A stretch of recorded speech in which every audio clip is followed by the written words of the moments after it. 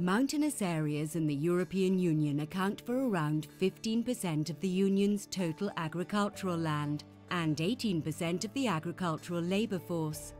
Spain, Italy, France and Romania have the largest coverage of mountain areas.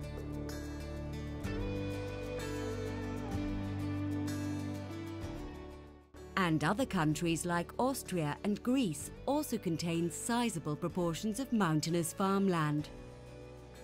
Mountainous rural areas are an important asset for the European Union. They provide essential public goods and quality products. Their potential for innovation is important because this helps mountain communities to continue to tackle the harsh natural conditions that they can face. The Common Agricultural Policy helps farmers in mountainous areas to work with natural handicaps, like altitude and steep slopes, through many measures under both the first and the second pillar. It's important to note that mountain areas in the EU are very diverse, and that support from the Common Agricultural Policy can be tailored to meet the specific needs of specific mountain areas. A one-size-fits-all approach is not a good recipe for effective rural development in mountain areas.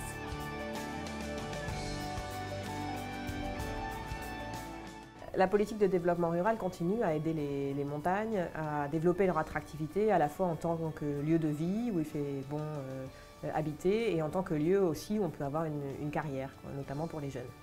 Les montagnes offrent une grande diversité d'activités économiques, que ce soit dans le domaine de la bioéconomie ou des ressources naturelles ou énergétiques qui sont présentes en grande quantité.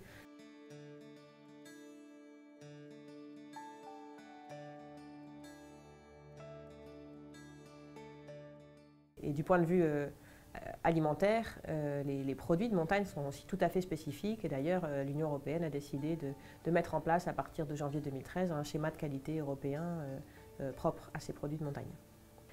Nos montagnes sont aussi bien entendu appréciées par les citoyens européens comme des destinations touristiques d'excellence et comme des réservoirs à la fois de biodiversité et des lieux où on bénéficie de paysages absolument magnifiques.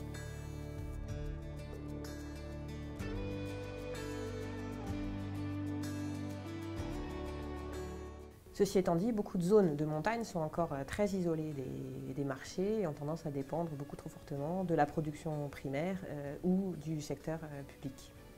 L'agriculture dans ces zones de montagne reste cependant une activité très difficile et le dépeuplement associé au déclin des services dans beaucoup de zones constitue à représenter une menace très importante pour beaucoup de communautés de montagne à travers l'Europe.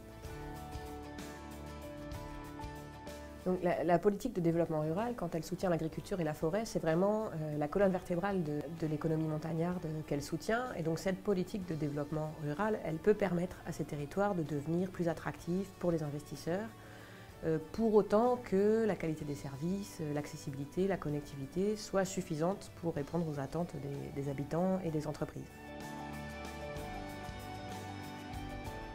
Entre los 28 Estados miembros de la Unión Europea, España es posiblemente el que más superficie de agricultura de montaña posee. Concretamente, en el caso del País Vasco, el 85% del territorio de nuestro país es territorio de montaña. De ahí la importancia que históricamente desde el PDR se le ha dado a aquellas medidas que favorecen una ligazón de la agricultura al territorio. Entre estas, las medidas agroambientales o las medidas de compensación de las indemnizaciones compensatorias de montaña, las ICM, son especialmente importantes en explotaciones como la que nos encontramos en este momento, por ejemplo, Arreta, donde las condiciones de altitud de pendiente hacen difícil competir con explotaciones en fondo de valle o en llanura.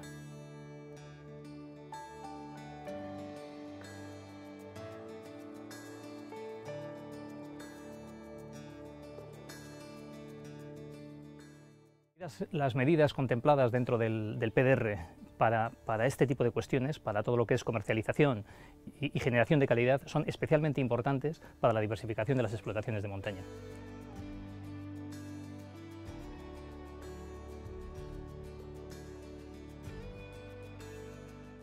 Pero si queremos un medio de montaña vivo, las medidas en favor de la agricultura no son suficientes.